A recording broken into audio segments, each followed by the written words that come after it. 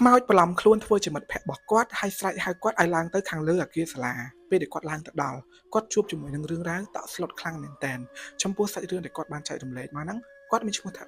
ាដាប្រាប់ថារឿងមួយនេះវាកើតឡើងកាលពីឆ្នាំ2018ពេលដែលគាត់រៀនថ្នាក់ទី12នៅឯស្រុករបស់គាត់នឹងឯងអំឡុងពេលដែលដារៀនថ្នាក់ទី12គាត់ថាគាត់រវល់ខ្លាំងទាំងអស់គ្នាគាត់អត់ខុសពីសិស្សផ្សេងៗទៀតទេនៅពេលទី12នេះគឺត្រូវសម្រុករៀនគួរហ្មងអញ្ចឹងដាគាត់ត្រូវរៀនគួរតាំងពីម៉ោង6ម៉ោង7ព្រឹកបន្តទៅទៀតម៉ោង11ពេលចេញពីរៀនរត់ហ្នឹងណាគាត់ត្រូវបន្តរៀនគួរម៉ោង11ម៉ោង12ម៉ោង1ថ្ងៃនឹងបន្តទៀតហើយពេលដែលចេញទៅផ្ទះម៉ោងប្រហែលជា5ល្ងាចហ្នឹងណាគាត់ត្រូវរៀនគួរម៉ោង5ម៉ោង6មួយទៀតគឺរៀនគួរគណិតមិនត្រឹមតែប៉ុណ្្នឹងទេទាំងអស់គ្នាគឺគាត់សម្រុករៀនគួរមួយទៀតដែលជាគួរពិសេសដែលគាត់រៀនតែ4អ្នកគ្នារបស់គាត់ទេគឺរៀនគួររូបវិទ្យានៅម៉ោង6ម៉ោង7យប់ហើយអាកន្លែងដែលគាត់រៀនគួរពិសេសហ្នឹងណាគឺគាត់រៀននៅក្នុងសាលាហ្នឹងឯងគ្រាន់តែគាត់រៀននៅបន្ទប់ស្នាក់របស់គ្រូគាត់ដោយសារតែគ្រូរបស់គាត់រស់នៅក្នុងសាលាហ្នឹងហ្មងគេមានបន្ទប់មានអីសម្រាប់ឲ្យគ្រូស្នាក់នៅអញ្ចឹងទៅអញ្ចឹងគ្រូរបស់គាត់នៅហ្នឹងហើយគាត់ក៏រៀននៅក្នុងអគាររបស់គ្រូគាត់ស្នាក់នៅនឹងដែរទាំងអស់គ្នាអញ្ចឹងគាត់ថាចែនៅពេលដែលគាត់មករៀនគួរមក6 7ហ្នឹងគឺគាត់តែងតែព្រឺក្បាលខ្លាចដោយសារតែគាត់ដឹងច្បាស់ថាអគាររបស់សាលានៅពេលយប់ហ្នឹងគឺវាគួរឲ្យខ្លាចខ្លាំងណាស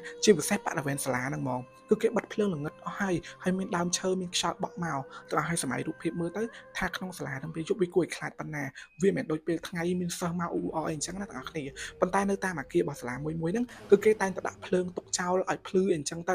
អញ្ចឹងដែរគាត់ថាពេលគាត់ស្លឹងមើលទៅតាមអគារមួយហ្នឹងណានៅពេលដែលមានពលឺភ្លើងមានអីចឹងទៅវាអត់មិនគួរឲ្យរបៀបមានសុវត្ថិភាពគាត់មើលឲ្យគឺគួរឲ្យខ្លាចយកទៅហ្មងហើយគាត់ក៏ដែរមានទម្លាប់ដើរកាត់តាមអគារទាំងអស់នៅពេលយប់ដែរពេលដែលគាត់ចេញពីរៀនផ្ទះគ្រូគាត់អញ្ចឹងគឺគាត់តែងតែដើរជាមួយនឹងពួកម៉ាក់គាត់ជាក្រុមហ្នឹងណាដើរទៅទ្វាររបស់សាលាហ្មងអត់ដើរទៅកន្លែងណាផ្សេងទៀតទេប៉ុន្តែនៅក្នុងយប់មួយនោះទាំងអស់គ្នានៅម៉ោងប្រហែលជាខ្ទង់ម៉ោង6:45នាទីគាត់ឈឺពោះខ្លាំងមែនតើគាត់ក៏ទៅបន្ទប់ទឹកនៅសាលតែមួយនាទីទៀតហ្នឹងគឺគាត់ត្រូវចេញពីថ្នាក់រៀនពិសេសហ្នឹងហើយពួកម៉ាក់របស់គាត់ពេលហ្នឹងគឺនឹងអង្គុយក្នុងហ្នឹងឯងទាំងអស់គ្នាអញ្ចឹងដែរគាត់ទៅបន្ទប់ទឹកទៅហើយបន្ទប់ទឹកដែលគាត់ទៅហ្នឹងមិននៅណាឆ្ងាយគឺនៅជាប់ជាមួយនឹងកន្លែងគ្រូរបស់គាត់ស្នាក់នៅហ្នឹងឯងគាត់ក៏ចូលបន្ទប់ទឹកចូលអីអញ្ចឹងទៅពេលដែលគាត់ចេញពីបន្ទប់ទឹកមកវិញម៉ោង7ប្រហែលជាខ្ទង់7 5នាទីហ្នឹងឯងពេលដែលចេញមកគឺបាត់គ្នាគាត់អស់ហើយគេត្រឡប់ទៅផ្ទះមុនគាត់អីអញ្ចឹងណាទាំងអស់គ្នាអញ្ចឹងដែរពេលហ្នឹងគាត់ខឹងខ្លាំងគាត់ថាចេះអីគេមករៀនជាមួយគ្នាសោះពេលទៅផ្ទះវិញទៅចោលគាត់ហើយដឹងតែគាត់ខ្លាចខ្មោចដែរប៉ុន្តែម្នាក់នៅចាំគាត់ទេអញ្ចឹងដែរគាត់ស្ពាយកាបូបបដើគាត់ដើរចេញពីក្នុងថ្នាក់របស់គ្រូគាត់បដើប៉ុន្តែគាត់ស្រែកសួរគ្រូគាត់ដែរថាចេះលោកគ្រូជូនខ្ញុំទៅកន្លែងផ្សារម៉ូតូតិចមកមិនហ៊ានទៅទេអញ្ចឹងណាប៉ុន្តែគ្រូគាត់ថាគាត់រវល់ដែរអញ្ចឹងណាឲ្យដើរទៅអត់មានអីទេបើមានរឿងអីចាំស្រែកប្រាប់គាត់ទៅអញ្ចឹងដែរគាត់ដើរចេញពីបន្ទប់ស្នាក់របស់គ្រូគាត់ហ្នឹងដើរសម្ដៅទៅទ្វាររបស់សាលាប៉ុន្តែនៅពេលដែលគាត់ដើរទាំងអស់គ្នាក៏ស្រាប់តែគាត់ភ្នែកគាត់កលៀសមើលទៅអគាររបស់សាលាដែលនៅឆ្ងាយពីគាត់ហ្នឹងប្រហែលជាខ្ទង់60ទៅ70ម៉ែត្រអីទេពេលដែលស្លឹងទៅក៏ស្រាប់តែឃើញគ្នាគាត់ទាំងអស់កំពុងតែអង្គុយនិយាយគ្នានៅក្នុងអគាររបស់សាលាហ្នឹងគឺអគារគឺបើកភ្លើងដូចខ្ញុំនិយាយមុនហ្នឹងអញ្ចឹងទាំងអស់គ្នាគឺបើកភ្លើងបើកអីចឹងគាត់ឃើញរូបរាងជាមិត្តភក្តិរបស់គាត់អង្គុយនៅក្នុងហ្នឹងប៉ុន្តែគាត់មើលអត់សូវច្បាស់ទេដោយសារវានៅឆ្ងាយដែរអញ្ចឹងណាគាត់ក៏ដើរសម្ដៅតែអគារមួយហ្នឹងដើម្បីមើលច្បាស់តែជាមិត្តភក្តិរបស់គាត់ហ្នឹងមែនពេលហ្នឹងគាត់ក៏មិនយល់ដូចគ្នាថាអីបានគាត់ត្រូវដើរទៅមើលគាត់មិនព្រមទៅផ្ទះអញ្ចឹងណាហើយក៏គាត់គិតមួយទៀតដែរគាត់ថាអញ្ចឹងប្រហែលជាពួកម៉ាក់របស់គាត់អត់មានពីណាគេតន់ទៅផ្ទះគេទៅអង្គុយនៅហ្នឹងទៅចាំគាត់ចាំអីអញ្ចឹងណាគាត់ក៏ដើរសម្ដៅទៅហ្នឹងនៅពេលគាត់ដើរសម្ដៅទៅហ្នឹងទាំងអស់គ្នាគាត់ថាពេលគាត់ដើរទៅភ្នែករបស់គាត់បានមើលកន្លែងអីផ្សេងគឺគាត់មើលតែគ្នារបស់គាត់ដែលអង្គុយនៅក្នុងអគាររបស់សាលាហ្នឹងឯងហើយអគារហ្នឹងគឺជាអគារ2ជាន់ទាំងអស់គ្នាប៉ុន្តែនៅពេលគាត់ដើរទៅដល់ហ្មងបែរជាបាត់គ្នារបស់គាត់អស់លេងបាត់ឆឹងហ្មងហើយតាមបន្ទប់នៅជាន់ខាងក្រោមហ្នឹងគឺបិទទ្វារចាក់សោប្រអួតក៏មានបើកដែរប៉ុន្តែពេលមុនពេលគាត់ដើរទៅគាត់បានឃើញច្បាស់ណាស់ឃើញប្រអួតហើយនឹងអាគារគឺបើករបៀបថាបើកប្រអួតបើកទ្វារបើកអីហ្នឹងមានមនុស្សស្នាក់នៅក្នុងច្បាស់ហ្មងមានមនុស្សកំពុងតែអង្គុយនៅក្នុងហ្នឹងអីចឹងទៅអញ្ចឹងគាត់នឹងក៏រោដើរត្រឡប់មកវិញនៅពេលគាត់រោដើរត្រឡប់មកវិញហ្នឹងទាំងអស់គ្នាគាត់ស្រាប់តែឮសលេងមិត្តភក្តិរបស់គាត់ស្អែកអាដាឡើងមកអាដាឡើងមកអញ្ចឹងគាត់ក៏ដើរចេញពីក្នុងថ្នាក់នៅជាន់ក្រោមហ្នឹងដើរមកខាងក្រៅដើម្បីស្លឹងមើលទៅខាងលើមានមនុស្សស្រែកហៅគាត់អត់ទៅពេលស្លឹងមើលទៅខាងលើទៅក៏ឃើញគ្នាគាត់3 4នាក់ហ្នឹងកំពុងតែឈរនៅខាងលើហ្នឹងបក់ដៃហៅគាត់ថាអាដាឡើងមកអញ្ចឹងអាដាពេលហ្នឹងទៅពេលដែលគាត់ឮឃើញមិត្តភក្តិគាត់ហៅអញ្ចឹងគាត់ក៏ដើរឡើងតាមចដើរឡើងទៅនៅពេលគាត់ដើរឡើងទៅក៏ឮសំឡេងសម្រាប់ជើងរត់ទៅចដើរមកចាហៀងទៀតអញ្ចឹងពេលហ្នឹងគាត់ក៏ឡើងទៅតាមមិនស្រែកថាជួយពួកឯងលេងច្រើនម៉េះប្រញាប់ទៅផ្ទះអញ្ចឹងណាប៉ុន្តែនៅពេលគាត់ឡើងទៅដល់គាត់បាត់អត់ឃើញមនុស្សនៅលើហ្នឹងទេគ្នារបស់គាត់ដែលស្រែកហៅគាត់ហ្នឹងក៏បាត់សំឡេងសម្រាប់ជើងរត់ហ្នឹងក៏បាត់ដែរបាត់អត់មានឃើញពីណាគេនៅជាន់ខាងលើហ្នឹងទេហើយជាន់ខាងលើហ្នឹងគឺមានតែគាត់តែឯងអញ្ចឹងតែអស់គ្នាចឹងដល់ពេលគាត់រៀងភ័យគាត់ថាតិចខ្មោចឡងគាត់អីអញ្ចឹងណាគាត់ក៏រោដើរចេញមកវិញនៅពេលដែលគាត់រោដើរចេញត្រឡប់មកវិញទាំងអស់គ្នាអាប្រអួតនៅជាប់ផ្លូវដើរដែលគាត់ដើរហ្នឹងទាំងអស់គ្នាបើកមួយ បើកមួយអញ្ចឹងណាសុកគឺវាបើកមួយហ្នឹងហ្មងអញ្ចឹងនៅពេលដែលបើកមួយអញ្ចឹងគាត់គិតថាចេះជុំតិចមិត្តភក្តិរបស់គាត់ចូលពួននៅក្នុងហ្នឹងប៉ុន្តែគាត់បានអើតមើលទាំងអស់គ្នាគាត់គ្រាន់តែឈោមមើលប្រួយបើកហ្នឹងអញ្ចឹងណាហើយគាត់ហ្នឹងនៅពេលដែលឈោមមើលហ្នឹងគាត់ថាគាត់អត់ឃើញស្អីនៅក្នុងហ្នឹងទេនៅក្នុងបន្ទប់គឺវាអាងឹតហ្មងមានតែអាភ្លើងដែលគេដាក់នៅតាមផ្លូវដើរយកខាងមុខហ្នឹងឯងអញ្ចឹងគាត់ឈោគាត់ស្លឹងមើលប្រហែលជាខ្ទង់3 4នាទីប៉ុន្តែអត់មានសម្រាប់ជើងឬក៏អត់មានពីណាគេនៅក្នុងបន្ទប់ហ្នឹងទេអញ្ចឹងដែរគាត់ថាចេះតិចមែនតើនៅគាត់ក៏ដើរបន្តទៀតនៅពេលគាត់ដើរបន្តទៀតប្រួយផ្សេងៗទៀតហ្នឹងបើកទាំងអស់គ្នាប្រួយផ្សេងៗទៀតហ្នឹងបើកប៉ុន្តែនៅពេលដែលប្រួយបើកហ្នឹងគាត់បានឃើញមនុស្សប្រុសពាក់ខោអាវសសិស្សសាលាហ្នឹងឈរនៅតាមប្រួយមួយមើលមកគាត់ហើយមនុស្សទាំងអស់ហ្នឹងមិនមែនជាមិត្តភក្តិរបស់គាត់ទេអ៊ុយទាំងអស់គ្នានិយាយឡើងហ្នឹងព្រឺស្បល់គាត់ថានៅពេលដែលប្រួយបើកអញ្ចឹងនៅពេលដែលគាត់ដើរទៅប្រួយបើកគឺឃើញពួកហ្នឹងឈ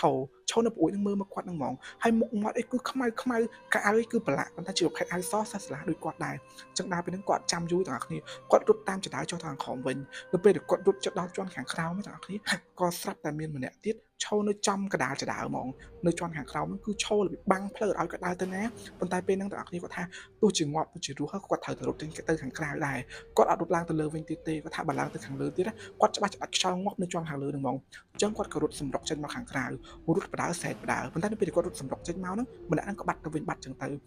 ៅអញ្ចឹងពេលគាត់រត់ចេញមកគាត់អត់ព្រមងាកមកមើលវិញសូម្បីតែបន្តិចគឺរត់ចេញទៅរហូតដល់កន្លែងផ្សារម៉ូតូផ្សារអីចឹងក៏ឃើញគ្នាគាត់ទាំងអស់កំពុងតែឈោកន្លែងផ្សា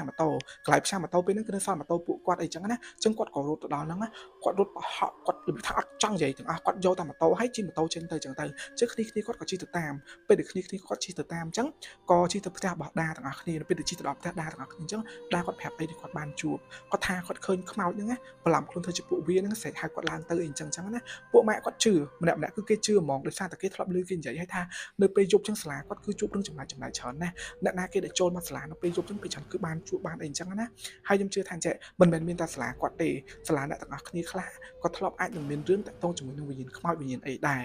រអាហ្នឹងគឺជារឿងដែលគាត់នឹងបានចែករំលែកមកទាំងអស់គ្នាពួកសាច់រឿងមួយទៀតដែលដាក៏បានចែករំលែកមកហ្នឹងណាវាគឺជារឿងដែលកើតឡើងទៅលើពួកម៉ាក់របស់គាត់មិនមែនកើតឡើងលើគាត់ទេហើយវាគឺកើតឡើងនៅក្នុងសាលាហ្នឹងដូចគ្នានឹងឯងទាំងអស់គ្នា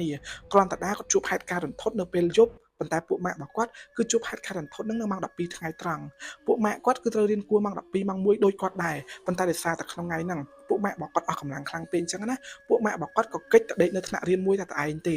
ធម្មតានៅពេលដែលម៉ោង12ម៉ោង1អញ្ចឹងគឺសិស្សគេទៅផ្ទះទៅអីអស់ហើយអញ្ចឹងអ្នកខ្លះទៀតក៏ចូលរៀនគួរចូលអីអញ្ចឹងទៅអញ្ចឹងនៅពេលហ្នឹងគឺចាប់ដើមស្ងាត់អត់សូវមានមនុស្សទេណាអញ្ចឹងពួកម៉ាក់របស់គាត់ក៏ជ្រើសរើសថ្នាក់មួយនៅចុងគេបង្អស់ដើម្បីចូលដេកនៅពេលគាត់ចូលទៅដល់គាត់បិទប្រអួយបិទទ្វារបិទអីទាំងអស់នៅក្នុងបន្ទប់ហ្នឹងគឺសល់តែគាត់តែឯងទេហើយធម្មតាទោះបីជាពេលថ្ងៃក៏ដោយនៅពេលដែលបិទប្រអួយបិទអីអស់ចឹងទៅគឺក្នុងបន្ទប់ចាប់ដើមងឹតហើយអញ្ចឹងពួកម៉ាក់របស់គាត់ក៏ចាប់ដើមត្រៀមតុបញ្ចូលគ្នាលួចឡើងដេកលើតុហ្នឹងអញ្ចឹងទៅពេលដែលពួកម៉ាក់របស់គាត់ឡើងដេកលើតុហ្នឹង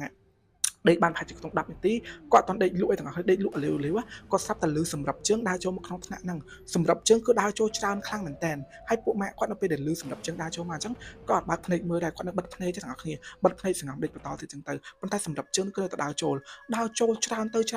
ទៅពួកម៉ាក់គាត់ទ្រាំអត់បានទេទាំងអស់គ្នាក៏បើកភ្នែកឡើងប៉ុន្តែនៅពេលដែលពួកម៉ាក់គាត់បើកភ្នែកឡើងណាពួកម៉ាក់គាត់អត់តន់ងើបអង្គុយទេគឺដេកឲ្យបើកភ្នែកមើលចេះនៅពេលដែលបើកភ្នែកមើលទៅទាំងអស់គ្នាគាត់ឃើញមុខមនុស្សច្រើនមែនតើកំពុងតែអោនមុខសម្លឹងមកគាត់ហើយគាត់គឺនៅកណ្ដាលហ្នឹងហ្មងគឺគេសម្លឹងមើលជុំវិញខ្លួនរបស់គាត់ហ្នឹងឯងអញ្ចឹងពេលដែលពួកម៉ាក់របស់គាត់ស្ទុះក្រោបមករូបភាពដែលគាត់បានឃើញគឺបាត់អស់លេងតែម្ដងពួកម៉ាក់របស់គាត់អត់ច្បាស់ទេដំបូងណាថារឿងដែលគាត់ជួបហ្នឹងគាត់ដេកយល់សាប់ដេកមកមើលឬមួយក៏គាត់បានឃើញមែនតើវា50គឺគាត់អត់ច្បាស់ទេពួកម៉ាក់គាត់អត់ច្បាស់ទាំងស្រុងទាំងអស់គ្នារហូតដល់ពួកម៉ាក់របស់គាត់និយាយថាអង្គុយមកស្ទុះដើម្បីរងាប់ចិត្តនេះរងាប់ចិត្តរួចហ្នឹងគាត់ក៏ក្រោកចេញដើម្បីដើរទៅបើកប្អួយនៅពេលដែលគាត់ដើរទៅបើកប្អួយគាត់ងាកសម្លឹងមកក្នុងថ្នាក់ហ្នឹងវិញទាំងអស់គ្នាគាត់បានឃើញសិស្សទាំងអស់ហ្នឹងគឺឈរនៅខាងក្រោយខ្នងរបស់គាត់ហើយរូបរាងវាគឺមានប្រុសមានស្រីពាក់ខោអាវសាលារៀងប្រឡាក់ហើយទឹកមុខគឺស្មើថេងពេលហ្នឹងហើយដែលពួកម៉ាក់របស់ដាដឹងថាអីដែលគាត់បានឃើញហ្នឹងណាមិនមែនជារូបភាពប្រព័ន្ធភ្នែកឬក៏យល់សប្តិឬក៏អីទេគឺគាត់បានឃើញច្បាស់ហ្មងហើយក៏ខ្មោចលងគាត់នឹងឯងទាំងអស់គ្នាហ្នឹងហើយទាំងអស់គ្នាហ្នឹងគឺជារឿងចុងក្រោយដែលគាត់បានជួបគាត់ថាមិត្តភក្តិរបស់គាត់ពេលហ្នឹងគឺធ្លាក់ខ្លួនឈឺហ្មងរបៀបថាគាត់ជួបរឿងតាក់ស្លុតអញ្ចឹងគាត់ឈឺគាត់របៀបខ្លួនក្តៅខ្លួនអីអញ្ចឹងទៅអត់មករៀនឡើង3 4ថ្ងៃហើយចាប់ពីពេលហ្នឹងទៅពួកម៉ាក់របស់គាត់គឺអត់ដែរលួចដេកនៅក្នុងសាលាឬក៏អត់ដែរមកដេកនៅក្នុងថ្នាក់ហ្នឹងតែឯងទេក្នុងថ្នាក់ទោះជាមានគ្នា2 3នាក់ក៏ពួកម៉ាក់គាត់អត់នៅដែរគាត់សុខចិត្តចេញទៅអង្គុយខាងក្រៅអីអញ្ចឹងទៅមិនថាពេលថ្ងៃមិនថាពេលព្រឹកអីទេគឺពួកម៉ាក់គាត់ចឹងរហូតហ្មងនៅទាំងអស់គ្នាចំពោះរឿងទាំងអស់ដែលគាត់បានចែករំលែកមកហ្នឹងក៏មានតែប៉ុណ្្នឹងដែរបើសិនទាំងអស់គ្នាមានរឿងចែករំលែកកុំភ្លេចឆាតមកក្នុង account IG របស់ខ្ញុំផងមានតែប៉ុណ្្នឹងទេបាយបាយ